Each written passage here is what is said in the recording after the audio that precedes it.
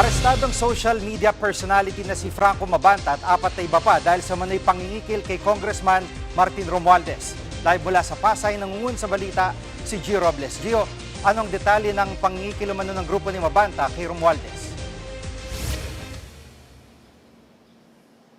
Jiggy, humingi umano sina Mabanta ng 350 million pesos kay dating House Speaker Martin Romualdez. Kapalit daw niyan, hindi nila ilalabas ang isang expose na nag-uugnay kay Romualdez sa issue ng katiwalian. Kalaunan, ibinaba ang halaga na yan sa 300 million pesos kagabi. Nagkasanga ng entrapment operation ang NBI at nakasama dyan ang News 5. Nakipagkita sina Mabanta sa isang NBI agent na nagkunwaring tauhan umano ng kampo ni Romualdez. Nang matanggap ang marked money, dito na kumilos ang mga tauhan o operatiba mula sa NBI OTCDO at kinumpirma ng NBI na ang kampo nga ng Congressman Romualdez ang nagreklamo sa grupo ni na Mabanta mula Pasig. Dinala dito sa NBI headquarters sa Pasay sina Mabanta para sumailalim sa booking procedure at medical evaluation. Nakatakda silang sumailalim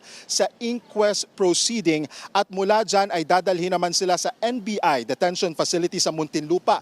Itinanggi ni Mabanta ang aligasyon. Sinubukan naman nating kunin ng panig ng kanilang legal counsel kaugnay nga dito sa kinasasangkutan ng kanilang mga kliyente pero wala pa silang tugon o nagbigay ng paunlak sa atin ng panayam. Jiggy. Gio, nabanggit ba ni Mabanta kung bakit may hawak silang impormasyon laban kay Congressman Romualdez?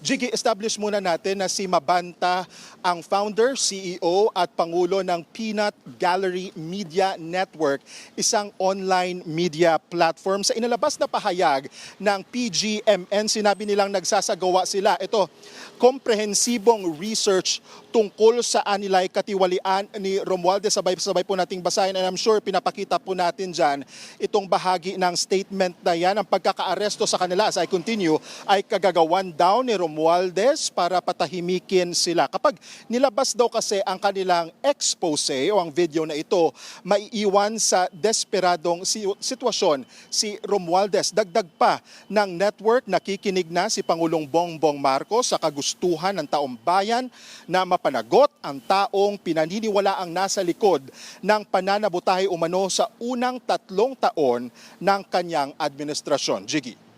At nakita ko rin yung statement na yan ng Peanut Network. At Gio, itong nangyaring ito, may pahayag na ba sila Congressman Romualdez maging Malacanang?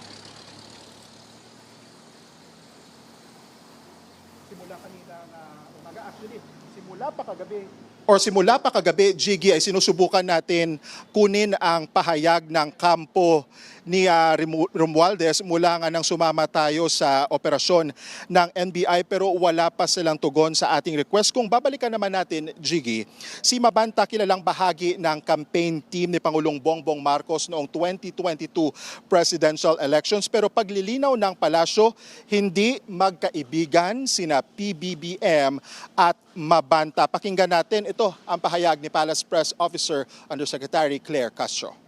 Tanong nyo kung ano po ang relasyon niya sa mga Duterte.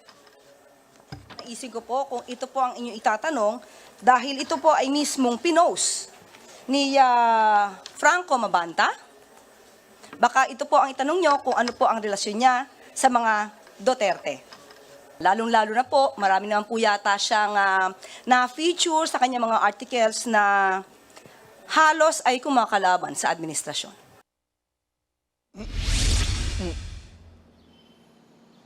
Inyo pong napanood at napakinggan si Palace Press Officer Undersecretary Claire Castro. Jiggy, balik sa'yo. Yan ang ulat ni Gio Robles live mula sa Pasay. Mga kapatid, Jiggy Manikad po, pagdating sa mahalagang balita sa loob at labas ng bansa, dapat una sa lahat, mag-follow at mag-subscribe na sa social media pages ng News 5.